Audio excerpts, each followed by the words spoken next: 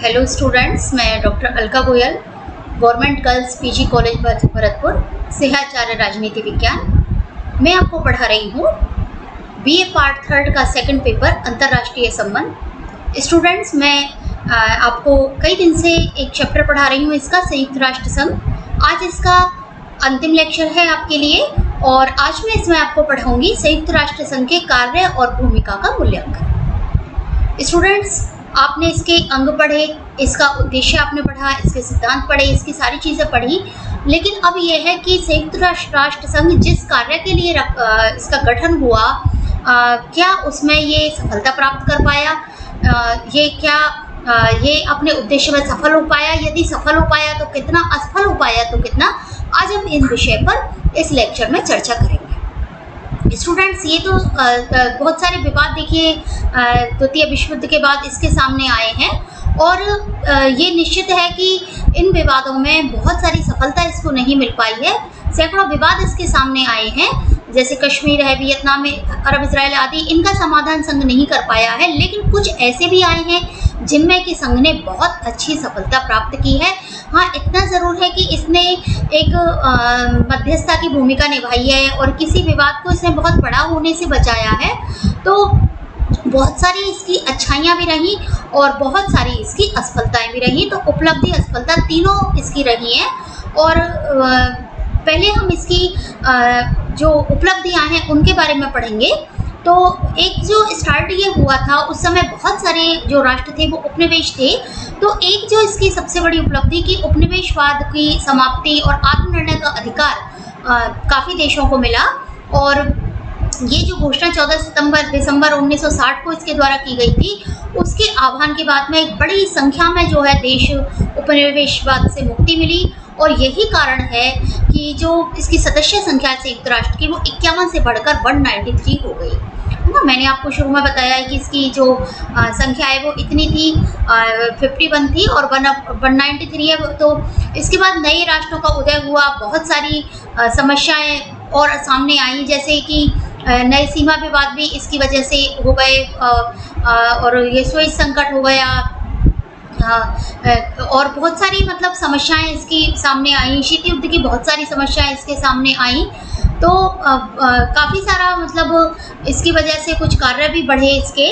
और स्टूडेंट्स, इसके बाद भी इसने बहुत सारी सफलताएं इसमें और भी अर्जित की, जैसे कि जो युद्ध हुए थे उनमें जो जनसंहारक हथियारों का प्रयोग किया गया, बहुत सारे विस्थापित हुए, बहुत सारे शरणार्थी हुए, तो उनकी बसावट का या इन हथियारों के लिए जो है बहुत सारी संधियां इसके जरिए हुई हैं, कुछ सफलता को प्राप्त हुई, कुछ का उल्लंघन करके इन देशों ने हथियार जो है नए और हथियार बनाए।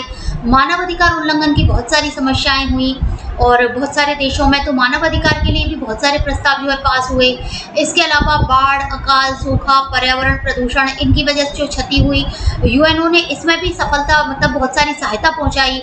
पर्यावरण सुधार, जनसंख्या वृद्धि पर रोक, जन स्वास्थ्य संवर्धन, स्त्री, बच्चे, विकलांग और भी जो जरूरतमंद लोग हैं उनकी मदद करना, बीमारियों से निजात दिलाना, तो इन सब बातों में इसकी बहुत बड़ी भूमिका जो है यूएनओ की रही है। जो लोग इसका विरोध करते हैं तो ये सब चीज़ें वो भूल जाते हैं। और रासायनिक हथियारों प्रतिबंध के सिलसिले में भी इसने काफ़ी उल्लेखनीय भूमिका अदा की है। और जो एक प्रस्ताव 12 नवंबर 1992 को इसने संधि जो है उस पर हुई है, रासायनिक हथियार और जहरीली गैसों के इस्तेमाल पर रोक के संबंध में संधि हुई है। और इसके अलावा और भी बहुत सारी जो है निरस्त्रीकरण के क्षेत्र में इसकी उपलब्धि रही है। सीटीबीटी पर हालांकि सब देशों के साइन नहीं हो पाए सीटीबीटी पर, लेकिन ये भी एक बड़ी उपलब्धि रही कि इसमें काफ़ी देश जो है उन्होंने इस पर जो सिग्नेचर किए हैं। और इसकी जो है पूरी तरह से पालना नहीं हो पाई। और इसके अलावा शीत युद्ध की समाप्ति पर एक नया जो वैश्विक परिवेश बना और बहुत सारे आंतरिक युद्ध उसके बाद में शुरू हो गए, तो यूएनओ ने इन सबको समाप्त करने की भी बहुत सारी घोषणा बहुत सारी प्रयास किए बहुत जगह। और सुरक्षा परिषद ने बहुत सारे मामलों को निपटाने की प्रयास किए हैं।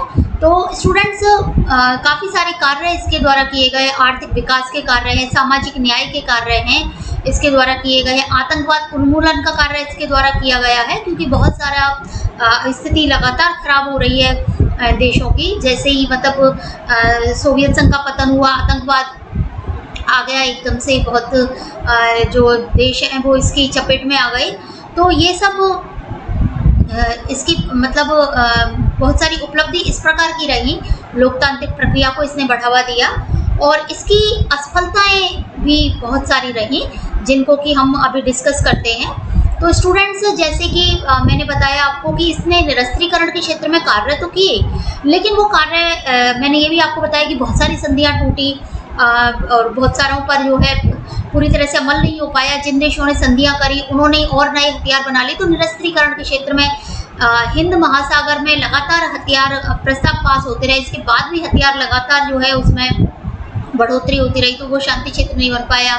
जो अश्वेत हैं नामीबिया में, दक्षिण अफ्रीका में, उनको भी पूरा जो अधिकार नहीं मिल पाए। विकसित विकासशील देशों के बीच में आर्थिक असंतुलन लगातार बढ़ा है। नई अंतर्राष्ट्रीय व्यवस्था की मांग हालांकि हुई है, लेकिन वो इतनी परिणति पर नहीं पहुंची है। और समुद्री दोहन जो हुआ है, कच्चे माल का जो गरीब देश हैं, जो विकसित विकासशील देश हैं, उनको पूरा दाम नहीं मिल पाता।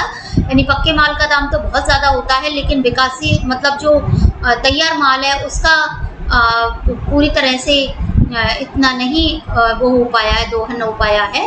तो स्टूडेंट्स, इसके अलावा जो बहुत सारी कार्रवाइयाँ हैं ये नहीं कर पाया है, और महाशक्तियों की वजह से ये कार्रवाई नहीं हो पाई है।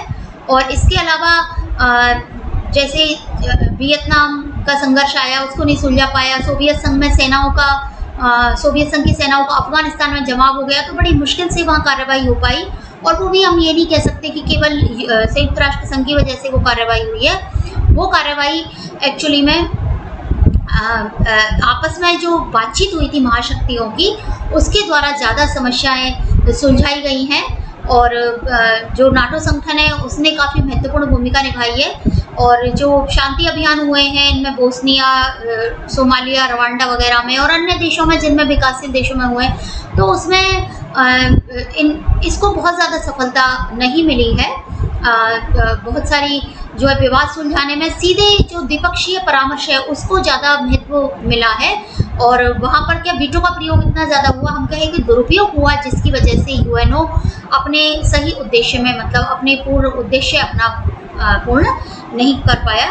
तो हम निष्कर्षतः ये कह सकते हैं कि ये जो यूएनओ है, इसने एक विश्व शांति और सुरक्षा के लिए एक अंतर्राष्ट्रीय पंचायत, मतलब एक साथ सब बैठे हैं, वह डिस्कशन हुआ है, चौपाल टाइप का इसने अपना महत्वपूर्ण इसकी भूमिका रही है। और बहुत सारी देश जो विकासशील देश हैं, अविकसित देश हैं, वहाँ पर इसने विभिन्न प्रकार की प्रगति में सामाजिक, आर्थिक, वैज्ञानिक, तकनीकी क्षेत्र में काफ़ी योगदान इसने दिया है। अंतर्राष्ट्रीय भावना को इसने जागृत किया है, और बहुत सारी सफलताओं को सुलझाने में पूरी भी सफलता प्राप्त की है, लेकिन ज़्यादातर समस्याएं जो है वो उलझी हैं, और आंशिक सफलता ही उनमें राजनीतिक समस्याओं मिल जाएगी। यानी मुख्य रूप से जो सामाजिक और आर्थिक समस्याएं हैं उनमें तो स्टूडेंट्स इसको ज़्यादा सफलता मिली है।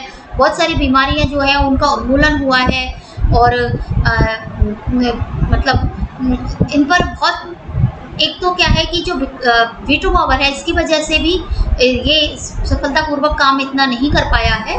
और शांति और सुरक्षा का जो सपना इसके जरिए देखा गया था वो इतना सफल नहीं हो पाया, लेकिन इसने तृतीय विश्व युद्ध को थामे रखा है, उसको इसने नहीं होने दिया है। तो ये इसकी बहुत बड़ी उपलब्धि है। और इसके सामने कुछ संकट, जैसे वित्तीय संकट है, कि ये निर्भर है, जिन देशों पर ये निर्भर है, जो इसको ज़्यादा पैसा देते हैं उनकी बात इसे माननी पड़ती है, उनके अनुसार ये चलता है। और तो एक बहुत बड़ा पैसे का वो है। और इसके अलावा बजट इसका अपना खुद का है नहीं है, इसकी अपनी कोई सेना नहीं है, सेना संबंधी समस्याएं भी हैं इसकी। तो वीटो पावर की एक समस्या है, और इस वजह से ये इतना ज़्यादा अपना कार्य पूरा नहीं कर पाया है। बहुत सारे कर्मचारी यहाँ कार्य करते हैं, जिसकी वजह से ये इतनी सफल ये नहीं हो पाया है। तो स्टूडेंट्स, आज का आपका ये चैप्टर यहाँ समाप्त होता है, और अब मैं अगले चैप्टर में आपको गुटनिरपेक्ष आंदोलन आपको पढ़ाऊंगी। तो स्टूडेंट, तब तक आप इसकी स्टडी करिए, और आपकी जो भी समस्याएं हैं वो आप मुझे बताइएगा। तो स्टूडेंट्स, अब आप आगे अपने आगे के चैप्टर्स की स्टडी करिए।